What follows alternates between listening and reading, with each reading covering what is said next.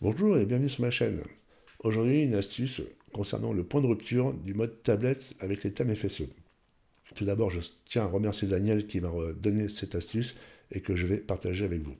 Si vous utilisez les thèmes FSE, vous avez pu remarquer, selon les menus qu'on utilise, que quand on passe en mode tablette, votre menu se met sur deux lignes. L'astuce va être, dès que l'on passe en mode tablette, le mode menu hamburger s'active automatiquement. Donc là, on va pouvoir voir ce qui se passe en mode classique. Vous voyez, donc là, dès qu'on est en mode tablette, on est sur deux lignes. Donc esthétiquement, ça peut être pas très joli. Donc, pour cela, si on veut remédier à ce problème, on va se diriger dans la partie administration du site. On va dans Apparence, Éditeur, Composition, En tête. On va chercher notre menu.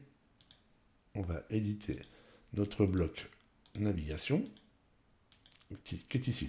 Alors, dans la partie Paramètres, ici on peut constater qu'on a un responsive setting. Donc cette option-là n'est active uniquement avec le thème Spectra One. J'ai fait le test avec le thème par défaut de WordPress, là, de 2024. Cette option n'est pas activée. Donc en fonction du thème que vous utilisez, vous pouvez avoir ou ne pas avoir ce type d'option qui vous permet de masquer les blocs. Pour info, je sais qu'il existe un plugin qui s'appelle Block Visibility, que je n'ai pas testé, qui permettra apparemment de pallier à ce problème, qui permettrait d'afficher ou de ne pas afficher certains blocs.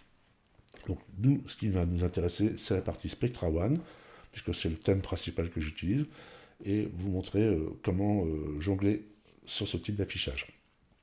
Donc là, l'objectif, ça va être de créer un deuxième bloc, un qui sera dédié au mobile et un autre qui sera dédié au desktop.